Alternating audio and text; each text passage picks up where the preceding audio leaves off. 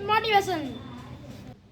Watch Top 10 Rules with Akshay Parmar. Top 10, I got a top 10. Got my motivation high for my top 10. Gotta learn from the wise women and men. All my life, like 9 and 9. For my top 10, top 10, 9 and 9. This one's for my top 10. Depending on how well you want to do, and particularly if you're starting a company, you need to work super hard. So what does super hard mean? Well, when my brother and I were starting our first company, instead of getting an apartment, we just rented a small office and we slept on the couch. And we showered at the YMCA, and we're so hot up we had one computer, so the website was up during the day, and I was coding at night. 7 days a week, all the time. And I sort of briefly had a girlfriend in that period, and in order to be with me, she had to sleep in the office. So work hard, like, every waking hour. That's the thing I would say, particularly if you're starting a company.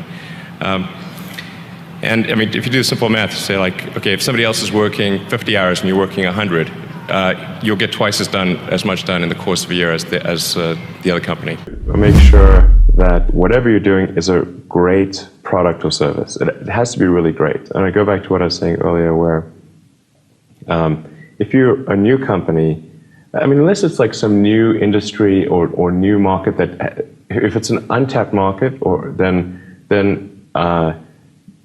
you have more ability to,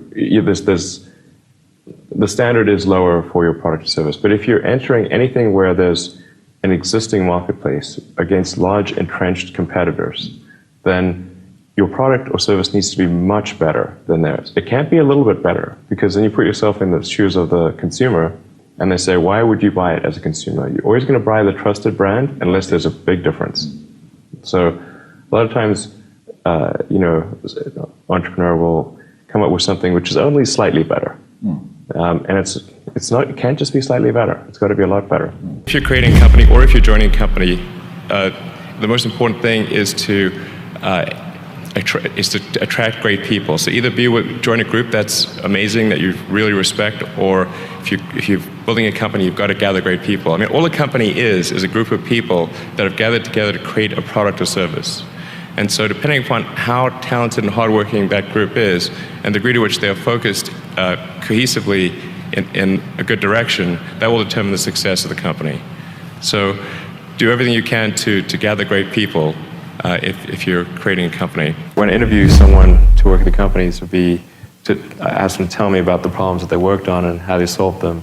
And if someone was really the person that solved it, they'll be able to answer multiple levels. They'll be able to go down to the brass tacks. And if they weren't, they'll get stuck. And then you can say, oh, this person was not really the person who solved it, because anyone who struggled hard with a problem never forgets. Focus on signal over noise. A lot of companies get confused. They spend money on things that don't actually make the product better. For example, at Tesla, we've never spent any money on advertising. We put all of the money into R&D and manufacturing and design to try to make the car as good as possible. I think that's the way to go.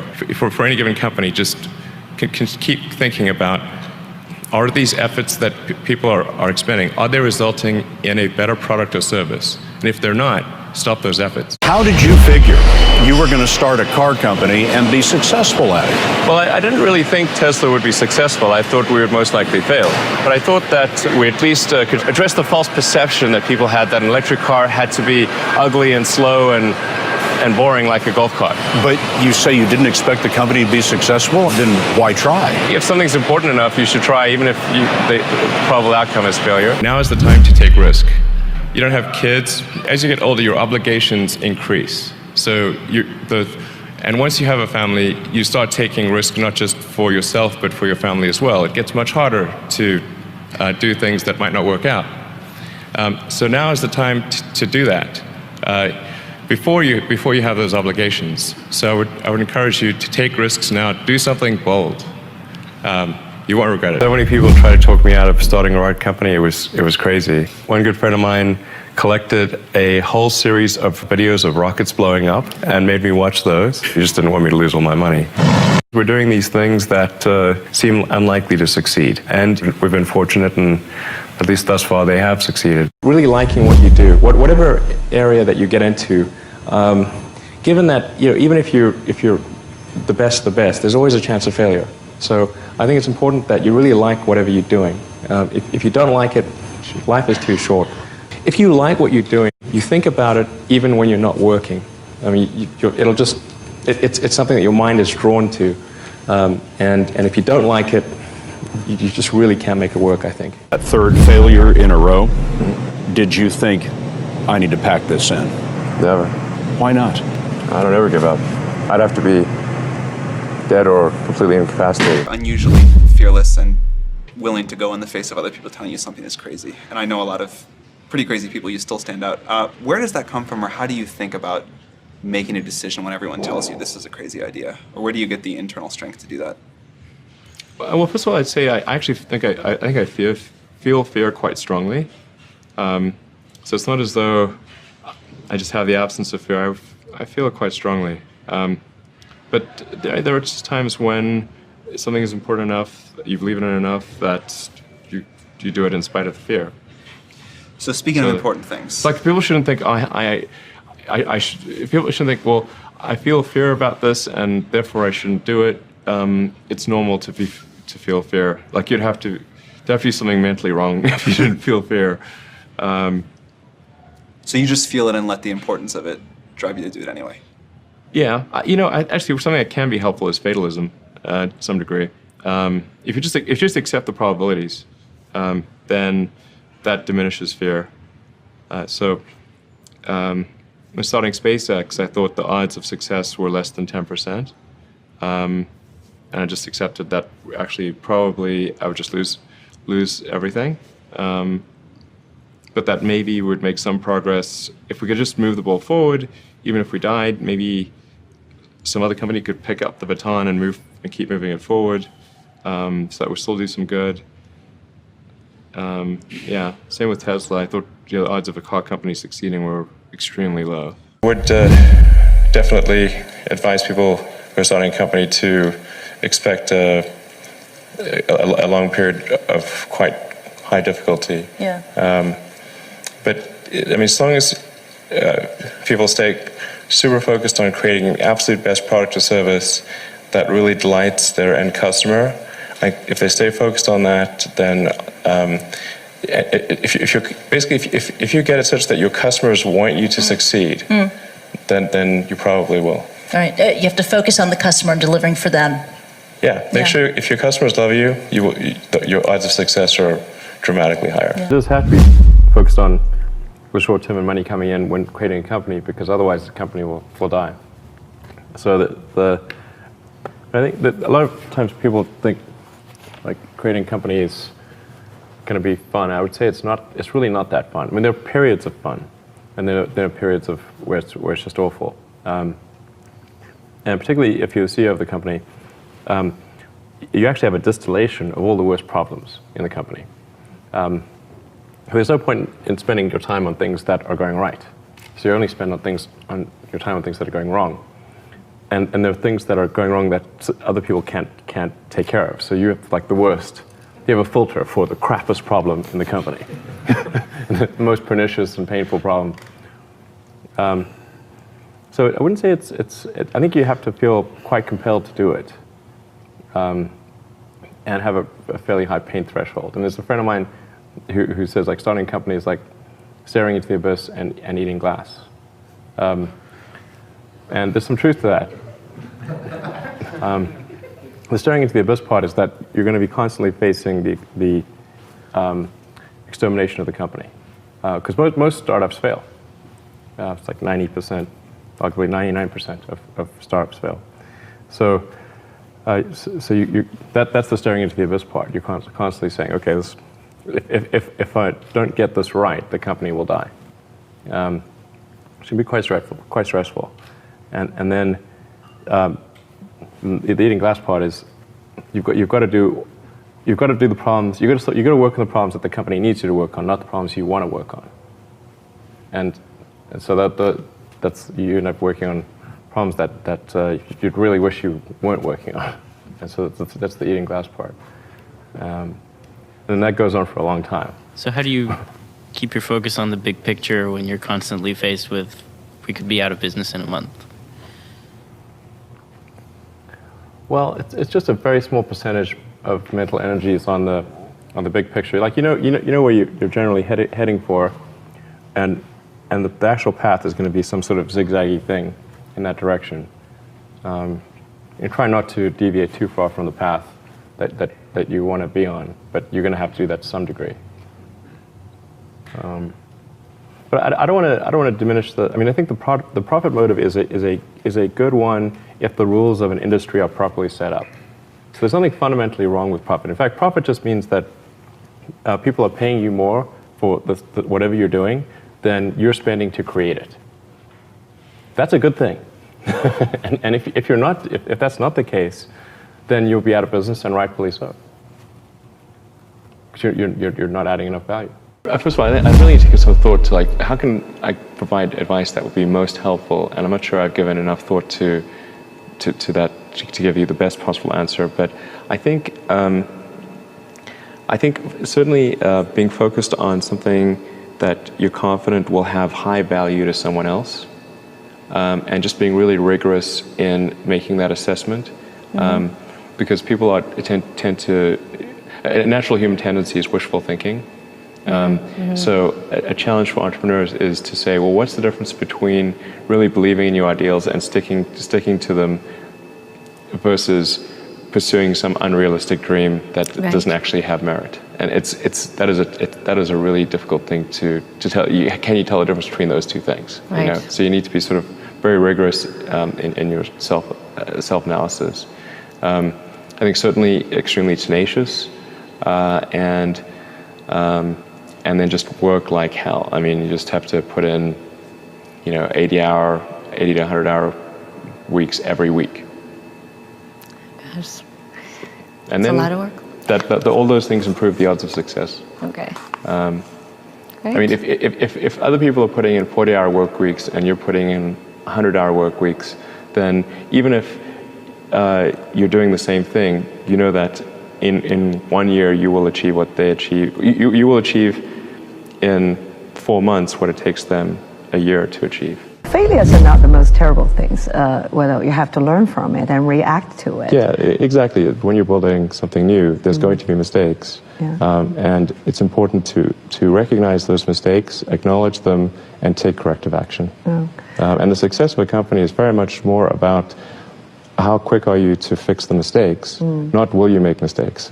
Or admit mistakes. Yeah, absolutely. Yeah. And if you see the difference between a startup that is successful and one that is not, and it's because the successful one, they both made mistakes, but the successful one recognized the mistakes, fixed them very quickly, and the unsuccessful one tries to deny that the mistakes exist. Extremely smart people are sometimes quite arrogant because they believe in what they believe in, right? And so when they face criticism, it's less likely to admit, they can make mistakes. Was that in your case? I learned it when I was studying physics. In physics, you're taught to always question yourself. You're taught to always assume that you're wrong, not assume that you're right, and you have to prove yourself not wrong. And so I think that physics framework is really where I learned it, and it's very effective for learning counterintuitive things that aren't obvious.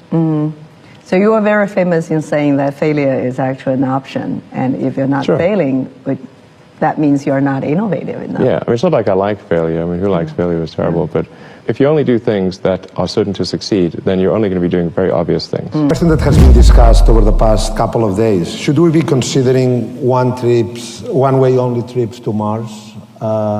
What's the best approach to colonize the planet? Is it, what's your view? Is that socially acceptable? Do you think people will sign up to do it? I think there's plenty of people who will sign up for a one-way trip to Mars. Maybe if we could have a show of hands, who would consider such an option? I see some, not many, but perhaps enough for a couple of missions. So certainly be enough. I mean, I think it's sort of like, is it a one-way mission and then you die? Or is it one-way mission and you get resupplied? That's a big difference. Very good. Wait for the second option. Yeah, exactly. But I mean, I think it ends up being a moot point because you want to bring the spaceship back. Like, these spaceships are expensive, okay? They're hard to build. You can't just leave them there. So whether or not people want to come back or not is kind of, like, they can jump on if they want, but they need the spaceship back. Thank you. I mean, it's kind of weird. Like, there's like huge collection of spaceships on Mars over time. We're like, it's like, maybe we should send them back. I mean, of course we should send them back. With Tesla, your goal has been to make a better car. And you've done that with an electric vehicle that people covet, that has quite a cult following, that's upgradable. But you also want to achieve, and your turn of phrase is very nice, or try to achieve this platonic ideal of a car, right? To reach perfection. So what does the perfect car look like? Well, I mean, I do use that phrase with our engineering design team, that aspirationally we're in pursuit of the platonic ideal of the perfect car. Yeah.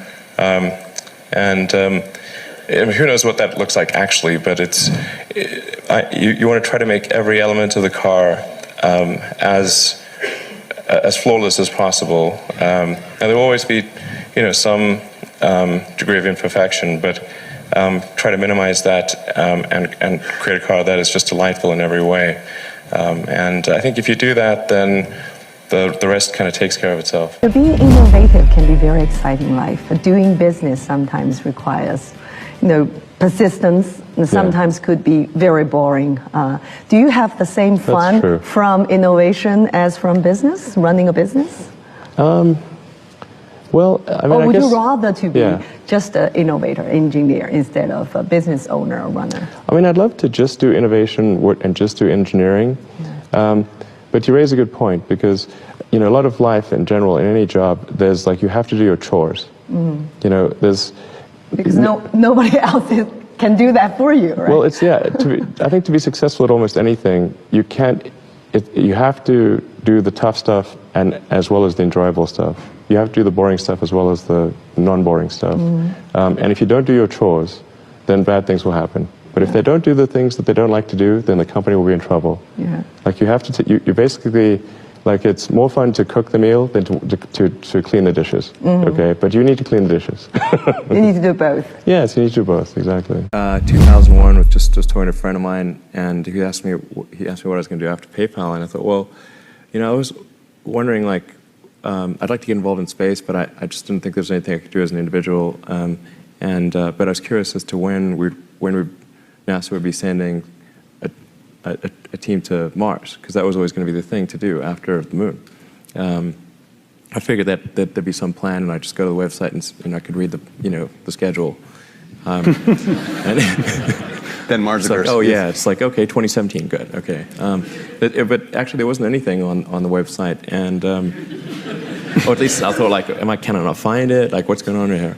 And is it secret? I don't know. But it turned out that that NASA had done a study on what it would cost to do a manned Mars mission, and this was under Bush the First, and in his first, he asked for a 90-day study shortly after taking office, and NASA came back with a $500 billion price tag, and he said, okay, maybe not. Billion with a B. That's when $500 billion was serious money for the government. So then that got totally shelved, and it was like you were not allowed to talk about any kind of crewed mission to Mars at NASA. Anyway, but I thought, well, if I can do something that would galvanize public interest, and then that public interest would translate to additional appropriations for NASA and increase their budget, then maybe they could do it. So actually, what I sort of thinking I would do is send a small greenhouse to the surface of Mars with seeds in dehydrated gel, and then upon landing, hydrate the gel, grow the plants, And the public tends to respond to precedents and superlatives. So this would be the furthest that life's ever traveled, the first life on Mars. I tried to figure out how to do this with the proceeds that I had from PayPal. And I was able to figure out how to get the cost of the spacecraft down and the communications and the little greenhouse and everything. But the one thing I couldn't compress was the cost to launch, because there are only a few options. And the US options were way too expensive. And so I ended up going to Russia 3 times to try to buy the biggest ICBM in the Russian nuclear fleet. That's where I'd start, yeah. Yeah. Go big or go home, right? Yeah. I mean, okay. You know, there was some strange trips, that's for sure. But you know, it's like virtually, like you can buy any, it's a very capitalist society in some ways. So I actually did negotiate a deal to buy 2 of the ICBMs minus the nukes. But I came to the conclusion after that 3rd trip that it wouldn't really matter. Like I actually came to the conclusion that my initial premise was wrong, because I actually think there's a tremendous amount of will in the American population, particularly, to explore. The United States, you know, maybe more than any other country, is a distillation of the human spirit of exploration, and it's really fundamental to psyche. So, if people think there's a way, I think it would actually get a lot of support. But it can't be just banging your head against the wall. You've got to believe that this can be done without breaking the federal budget. So that's when I said, okay, well, is there some way to affect the cost of space transport? And so I got together with a group of people over a series of Saturdays just to try to understand, is there something fundamentally super expensive about rockets, or can the cost be substantially improved? We had a bunch of those kind of brainstorming sessions, and I couldn't see any fundamental obstacle to improving the cost of rockets. So that's when I started SpaceX. It's like, I'll just build them myself. Yeah. And then, but like I said, at that point, I would say the probability of success was definitely less than 50%. I thought it would most likely not succeed. But it was worth a try. CEO of SpaceX, and you've said that your ultimate goal is to get humankind to Mars. I've heard your response to the question, but these guys need to hear it. Why is Mars important? Why does Mars matter? Sure. Well, I think it's really a fundamental decision we need to make as a civilization. What kind of future do we want? Do we want a future where we are forever confined to one planet until some eventual extinction event, however far in the future that might occur? Or do we want to become a multi-planet species and then ultimately be out there among the stars and be among many planets, many star systems? And I think the latter is a far more exciting and inspiring future than the former. And Mars is the next natural step. In fact, it's the only planet we really have a shot at establishing a self-sustaining city on. And I think once we do establish such a city, there will be a strong forcing function for the improvement of spaceflight technology that will then enable us to establish colonies elsewhere in the solar system and ultimately extend beyond our solar system. And so there's the defensive reason of protecting the future of humanity, ensuring that the light of consciousness is not extinguished should some calamity befall Earth. But also, and that's the defensive reason. But personally, I find what gets me more excited is the fact that this would be an incredible adventure.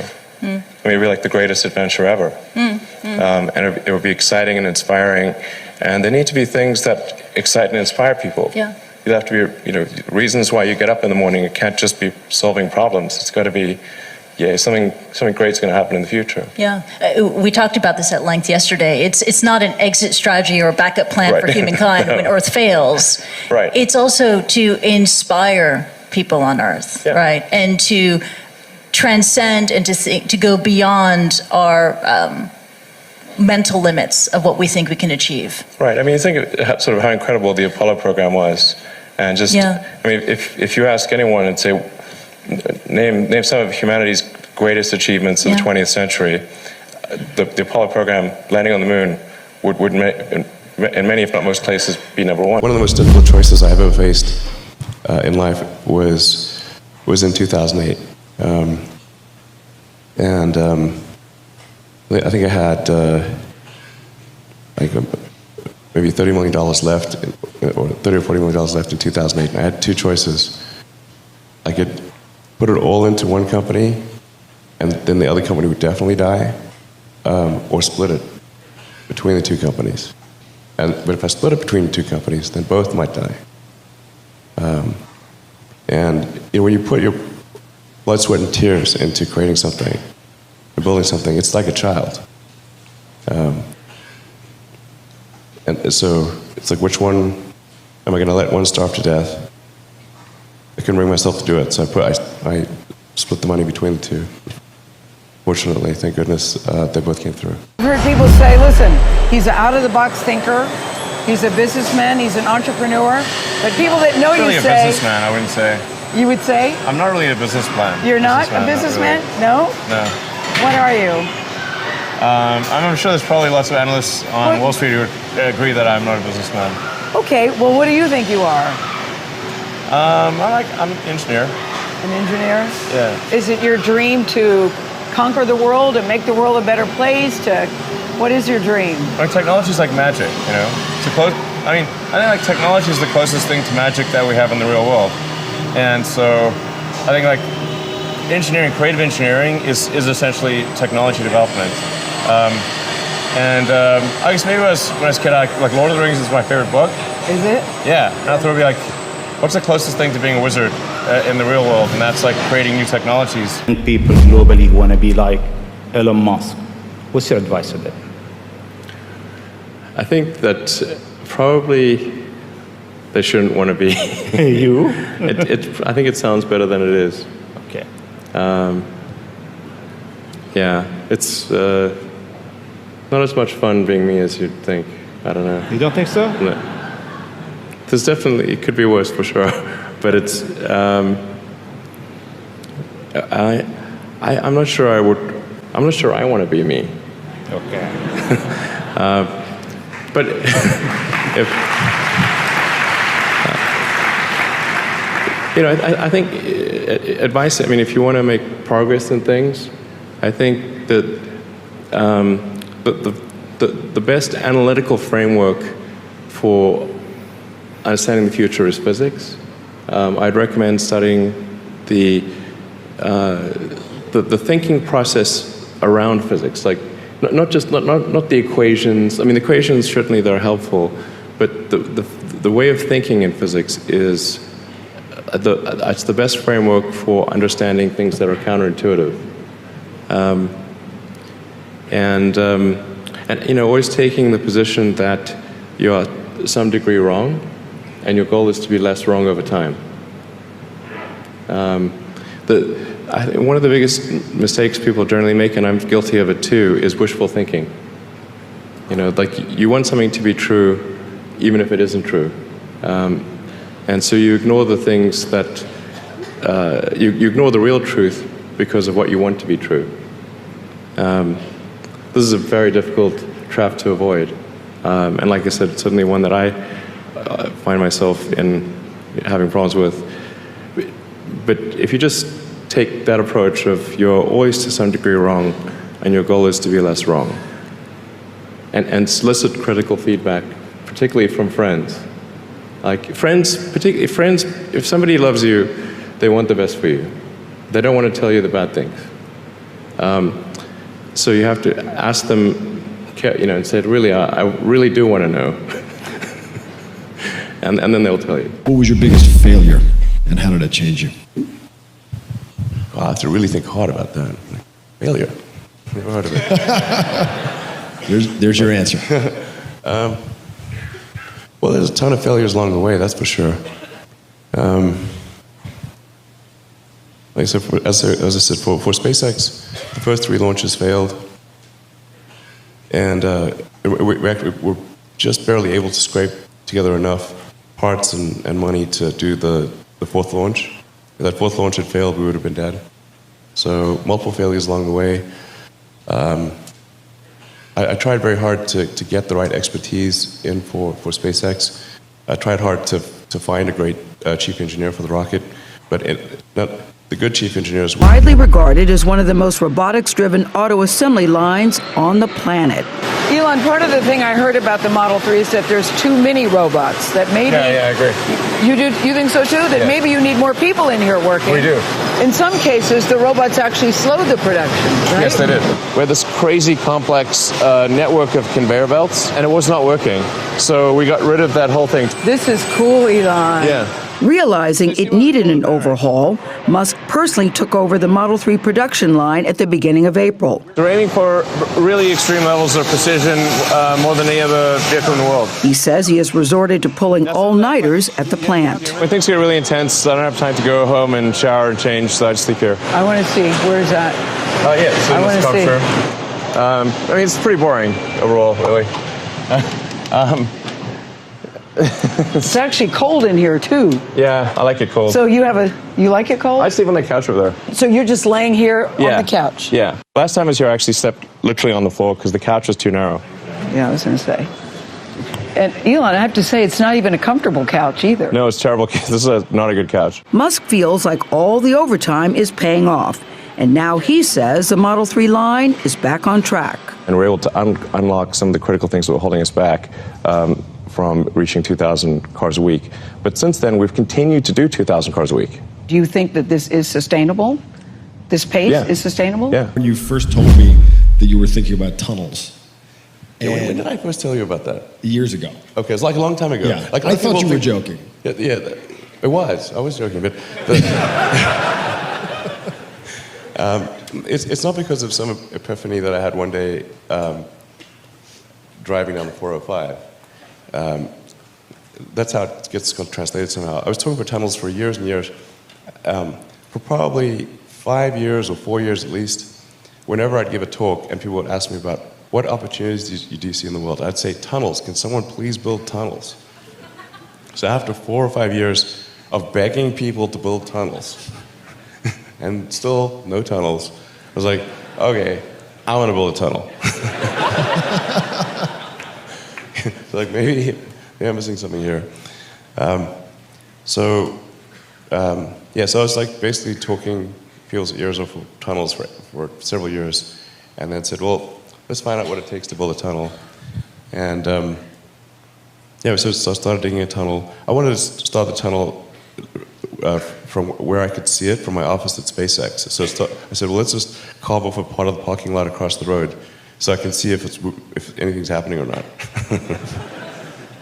And then we named our first boring machine Godot, because I kept waiting for it. It never came. Finally it did. And we got it going. And now we're making good progress. Motivations that people need to harness to try to make change, as opposed to just reading about change? And that's not supposed to be an easy question. I don't think it's this. Well, like I said, I think if you study engineering and you figure out how to design new things, then it's relatively easy to start a company. You just need to get a few like-minded people with you, and then focus on creating a prototype, a compelling prototype as soon as possible. And then, there's a strong venture capital industry in this country that will give you funding to take things to the next level. And that's all there is to it. And you might, if you try it a few times, you may or may not succeed. But I think sometimes people fear starting a company too much. You have to say, really, what's the worst that could go wrong? You're not going to starve to death. You're not going to die of exposure. What's the worst that could go wrong? How do you come with this idea, actually? Sometimes they're pushing the human limit. You are always pushing the human limit. Why? Well, I think about what technology solution is necessary in order to achieve the particular goal, and then try to make as much progress in that direction as possible. I think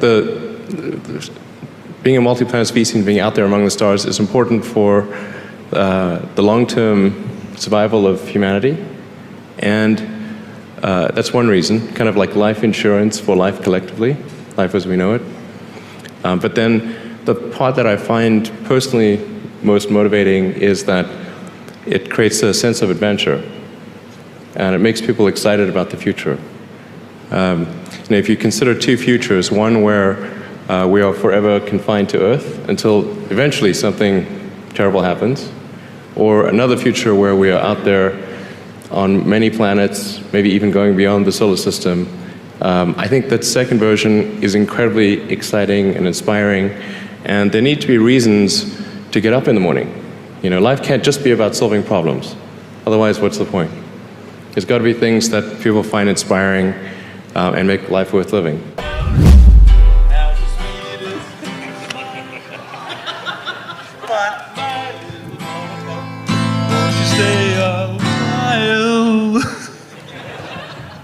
Come with me where moonbirds hit the sky. And then you'll walk with me along the by on by. Okay, all together now. My little buttercup. My little buttercup. Has the sweetest. My little buttercup has the sweetest smile. My little buttercup, why do you stay a while? Won't you stay a while?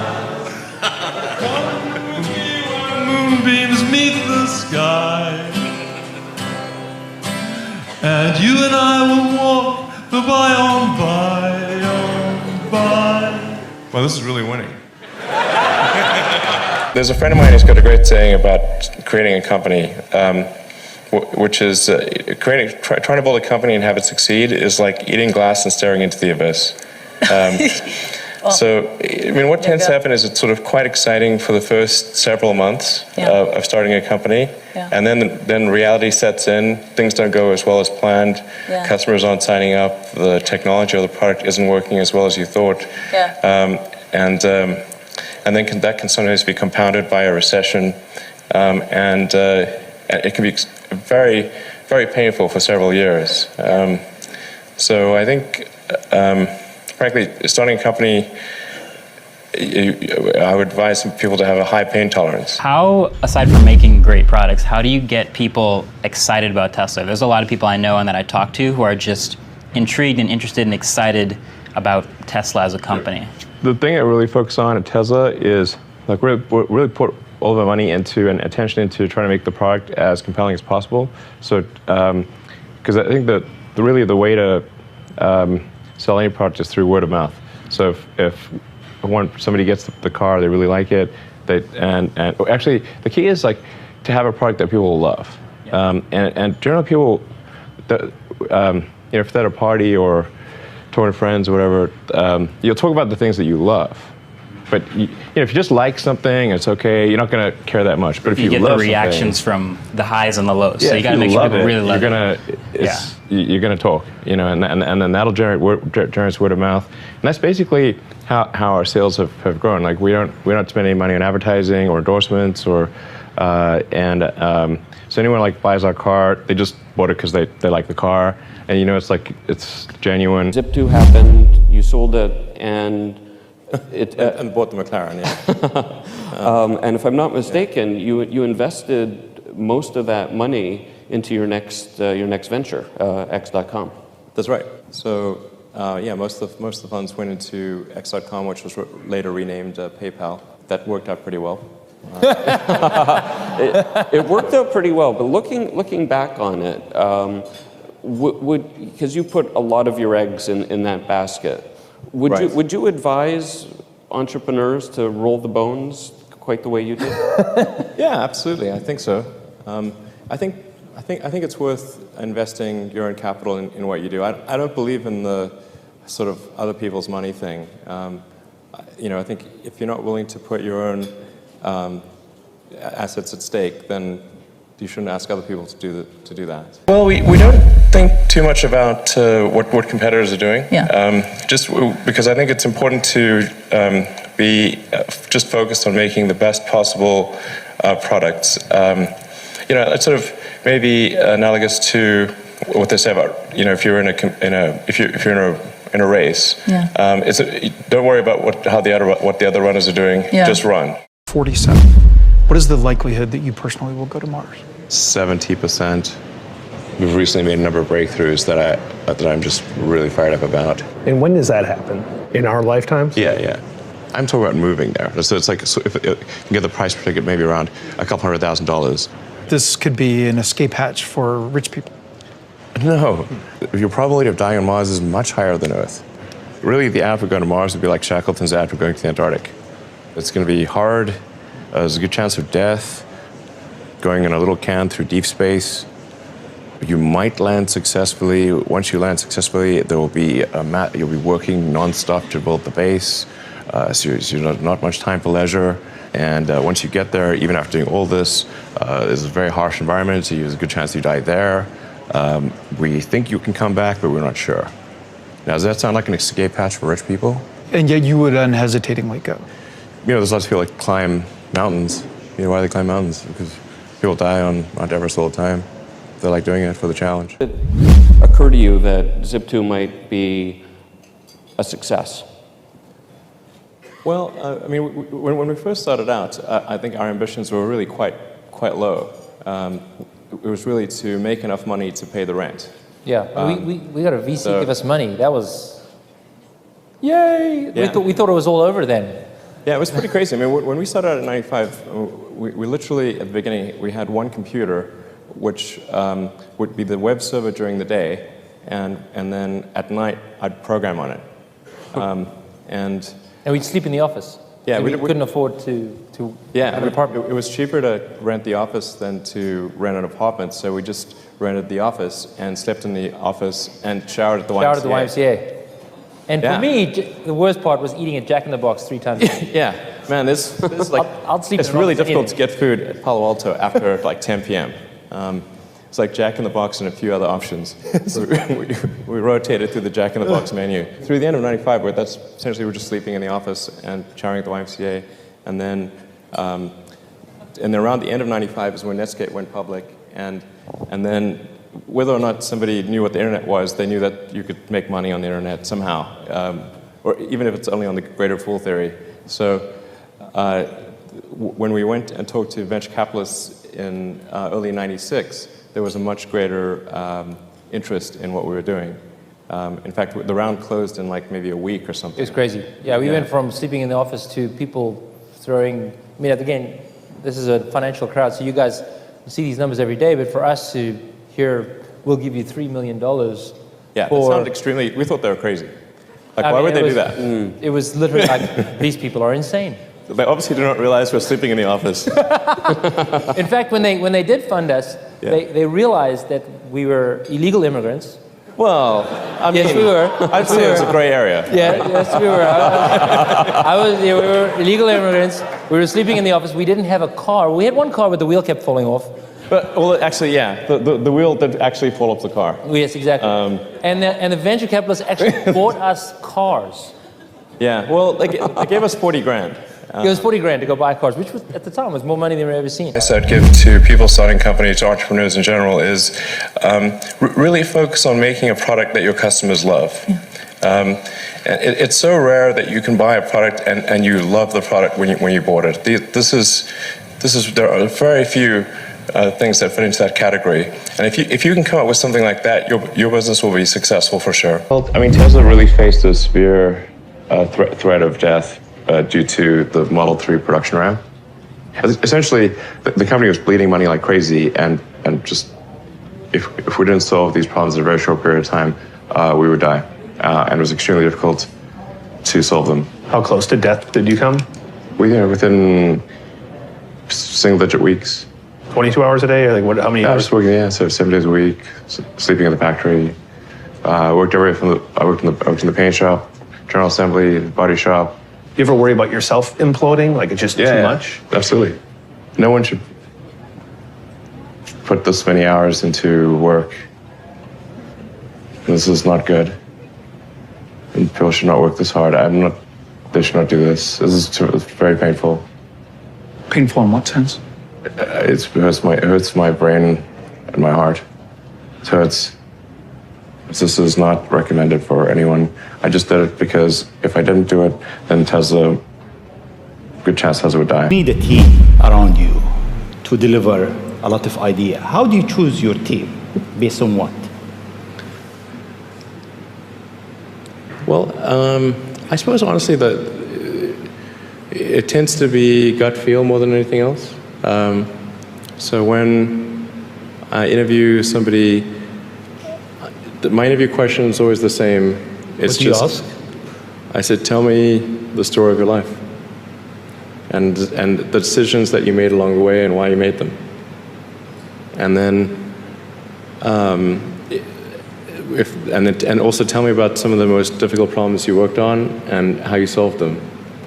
And that question, I think, is very important because the people that really solved the problem, they know exactly how they solved it. They know the little details.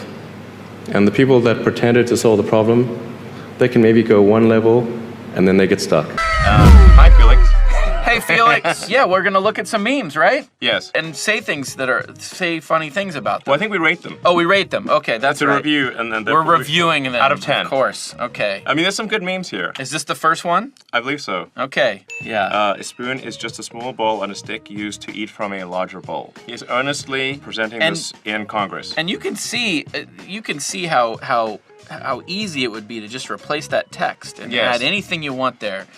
It's almost as though he wasn't saying that. So yeah, I rate this out of what's the scale? 1 to 10? Yeah. Is it 1 to 10? Oh, 5, I guess. Yeah, 6 maybe. Maybe a 6. Yeah. This It's like a particular- mid-range. It's a mid-range meme. Yeah, I don't think this one's got legs. Also, it's kind of tipping into the political area, which is like, I don't know, who needs it? You know what would be funny? Get off my lawn. That would just get off my lawn would That be great. That would be really good. Get off my lawn. Okay, yeah, okay. I'll bump it up another number because so I give it a 6. Get off my lawn. Madagascar and Gascar. Oh, I see. So you love Madagascar because it's just such a heartwarming, wonderful film. But then Gascar, you're like, what? I've actually never seen this movie. Have you never seen Madagascar? No. There's a lot of lemurs. I refuse to watch any movie with the word Gascar in it. It's not bad. It's 6. But no, but really, I think I'll make you everything is 6. How do you? But how do you feel about? Is that trippy? Like for real? There's a meme with you in it. Are you sort of like, what the hell? Yeah. Or have you gotten over that and you're just like, okay. Well, I mean, this past couple years have been, particularly last year, it was Meme City. Meme City. Yeah, Meme City. Man, that'd be an I've interesting seen a lot city. of memes. Okay, now this is a proper quandary. Okay. Proper quandary. Okay. Would you step on Stuart Little for $18 billion? I love how poorly photoshopped. It's like they got a gray color and just erased whatever the hell it's like and then just put him in. Yeah, the only sentient mouse, or is it sentient or sentient? Sentient. Is it sentient? I've always said sentient. I've said sentient. Sentient. Sentient or sentient. Okay, what is this? Stop sending me this shit. Wait, that's not Post at all. Who is that guy? That's me. That's oh me. my That's God, is that a me. weird combination of you and Post? Yes. And is this a real tweet? No. Okay. Man, dude, nothing. You can't That's believe pretty good, though. anything. It is, yeah. This is where I'm face mashed with Post Malone. That's a funny meme. That's a funny one. You could apply it not only to you, but to other celebrities and yes. people. So yeah, I think that's a funny meme. I'm into that. I'd give it an 8. Because it could be just like a dumb drawing. It could be it could be so many wonderful things. I say 8. 8. Yeah, 8. It's a solid 8. Whoa. This is This is so meta. Me laughing at the idea of me laughing at me.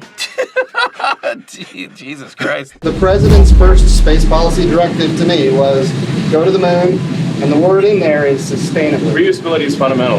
A fully reusable vehicle will cost 100 times less per flight than an expendable vehicle. I actually don't care at all about money, at all. But I do care about us becoming a spacefaring civilization. Yeah. And I do know that if we don't achieve full and rapid reusability, it will not happen. Yeah. And so that's the only reason I actually want money at all. What I really want to see is, permanent base on the moon, permanently occupied human base on the moon, and us building a city on Mars. That's like, I can see the beginning of that. Before I die, I'll die happy. We've got to try to create an electric car company. But it wasn't as though in creating these companies that we thought that we would be successful. I thought that the most likely outcome was failure. But it was still worth doing, even though the odds of success were low. In fact, even for SpaceX, originally what I started doing was not creating a rocket company, but actually was going to do a small mission to Mars, which was just a philanthropic mission where you would send a small greenhouse with seeds and dehydrated gel, and would, upon landing, hydrate the gel, and you'd have this cool picture of green plants on a red background. And the public tends to respond to precedents and superlatives. So this would be the first life on Mars, furthest that life's ever traveled, and you'd have this great money shot of green plants on a red background. So, yeah, I thought that would get people's attention. So, but the expectation for that was no return. So I thought we wouldn't get any, we'd just spend the money on that and it wouldn't happen. The way I tend to view problems is from a physics standpoint. I think physics is a good analytical framework. And one of the key things in physics is to reason from first principles. This is contrary to the way most human reasoning takes place, which is by analogy.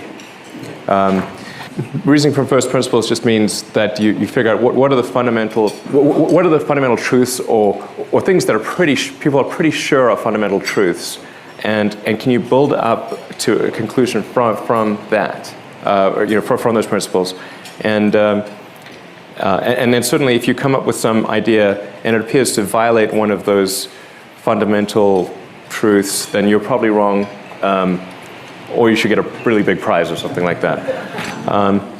So this may seem like, I don't know, it may seem sort of obvious when it's explained, but it's actually not what people do. Reasoning by analogies is helpful because it's a shortcut. Yeah. And it's mostly correct, but it tends to be most incorrect when you're dealing with new things, because it's hard to analogize to something really new. Well, I mean, Tesla really faced a severe threat of death due to the Model 3 production RAM.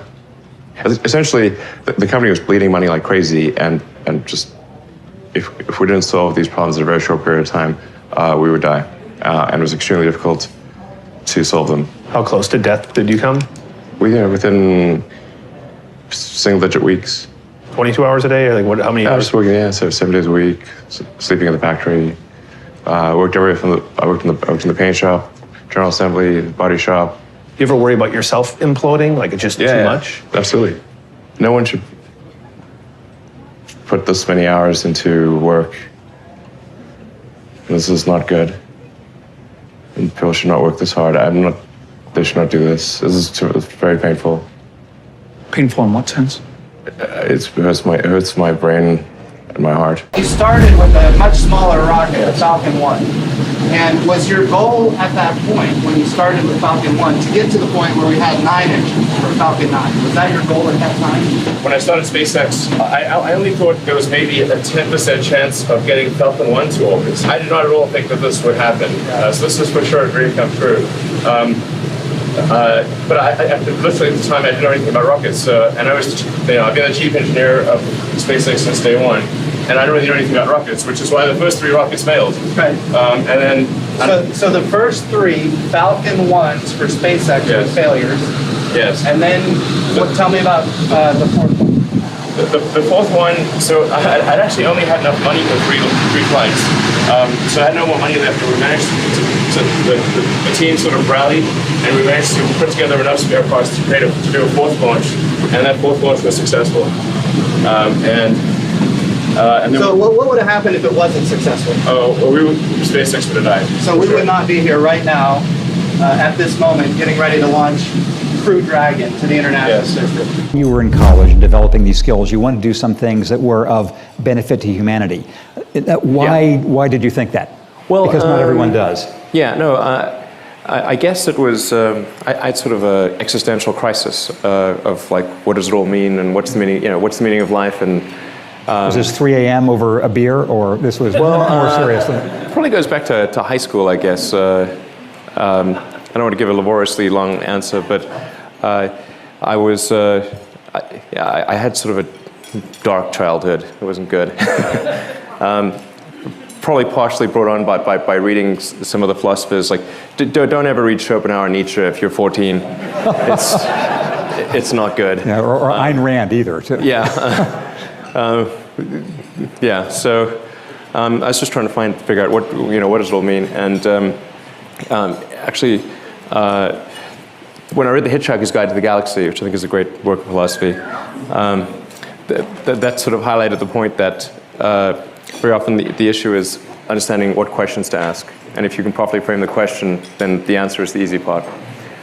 So I thought things that expand the scope and scale of the human consciousness and allow us to better ask questions and achieve greater enlightenment, those are good things. And so that's sort of what can we do that's going to most likely lead to that outcome. Back in '95, there weren't very many people on the internet, and certainly nobody was making any money at all. Most people thought the internet was going to be a fad.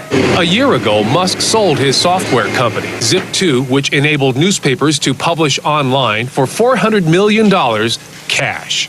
Receiving cash is cash. I mean, those are just a large number of Ben Franklins. So this is an ATM. What we're going to do is transform the traditional banking industry. I do not fit the picture of a banker. X.com, this is Julie. Raising $50 million is a matter of making a series of phone calls, and the money is there. I've sunk the great majority of my net worth into X.com, which is the new banking and mutual funds company on the internet that I've started. Big X. Exactly. X.com.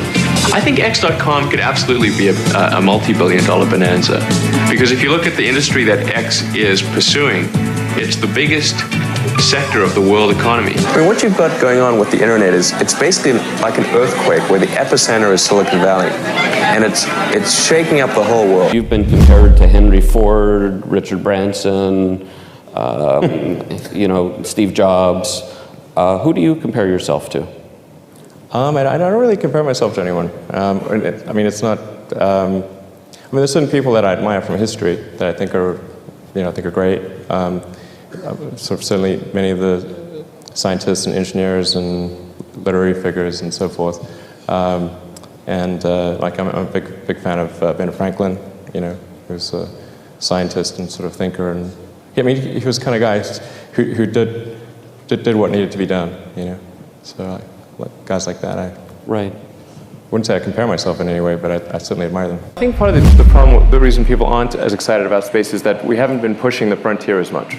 And so you can only watch the same movie so many times before it gets a little boring. In the 60s and early 70s, we were really pushing the frontier of human spaceflight. And obviously those landing on the moon is regarded as one of the greatest achievements of humanity, arguably of life itself. And even though only a handful of people went to the moon, vicariously we all went there.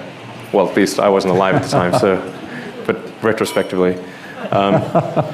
And it was just one of those really inspiring things that I think made everyone glad to be, human. It's like the things that they're bad things humanity does, and they're good things, and this is one of the good things.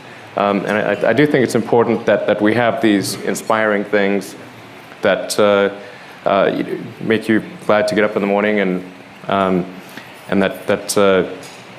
glad to be a member of the human race.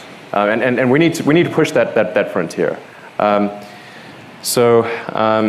I think the great goal we should be trying to pursue is trying to make life make life multiplanetary. Mm-hmm. So to establish a self-sustaining and growing civilization on another planet, Mars being the only realistic possibility.